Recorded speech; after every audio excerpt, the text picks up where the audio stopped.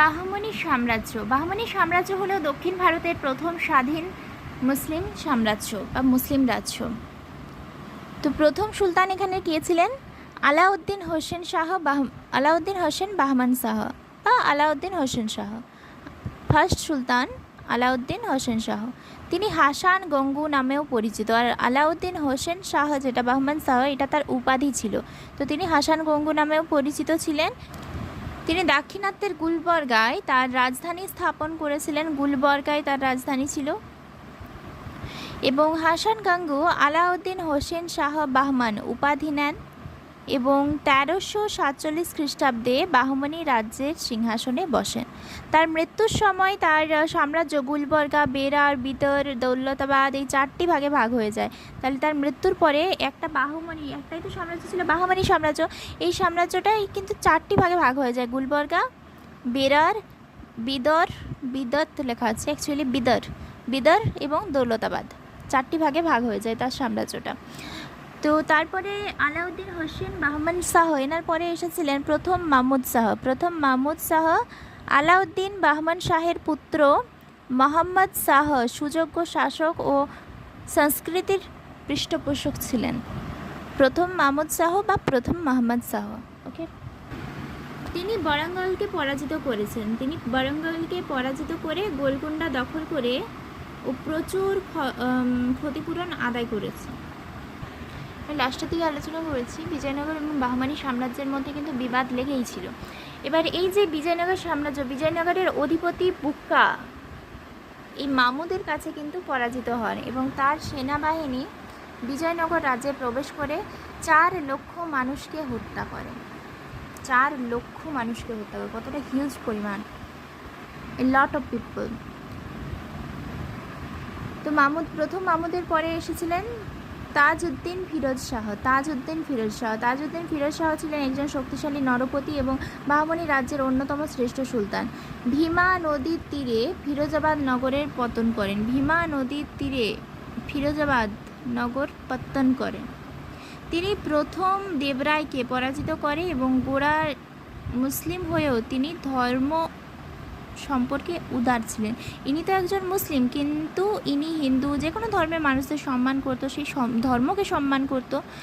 চোল এবং দাভোল বন্দর দুটির উন্নতি ঘটায়, চোল আর দাভোল। এর ফলে পশ্চিম এশিয়ার সঙ্গে ভারতের বাণিজ্যিক সম্পর্ক বৃদ্ধি পায়। নেক্সট যেটা প্রথম আহমেদ শাহ তাজউদ্দিন ফিরোজ শাহকে সিংহাসনচ্যুত করে তার ভ্রাতা আহমেদ শাহ সিংহাসনে বসেন।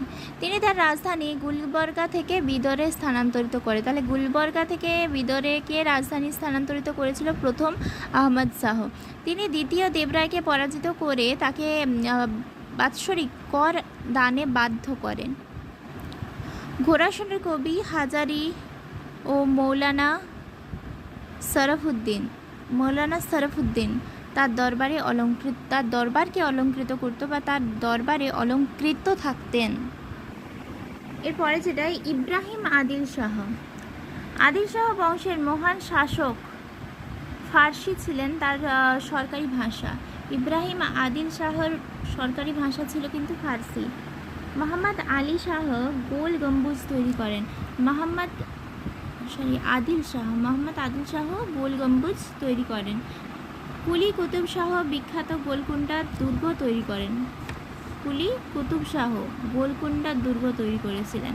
মোহাম্মদ কুলি কুতুব শাহ কুতুবশাহী বংশের শ্রেষ্ঠ শাসক ছিলেন। কুতুবশাহী বংশের শ্রেষ্ঠ শাসক কে ছিলেন? মোহাম্মদ কুলি কুতুব শাহ।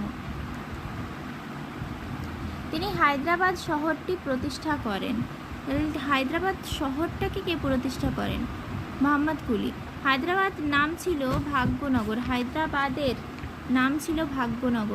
হায়দ্রাবাদের আগের নাম ছিল ভাগ্যনগর। 4 মিনার এখানেই নির্মাণ করেছিল।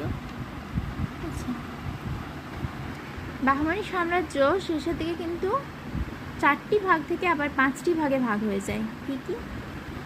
বেরার, বিজাপুর, আহমেদনগর, গোলকুন্ডা এবং বিদর 4টি ভাগ ছিল।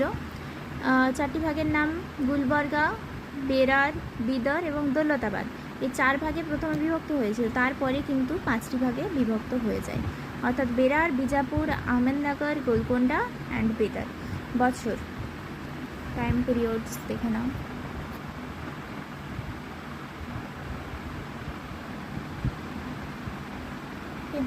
তো আজ এই পর্যন্ত। Thank you for watching my video.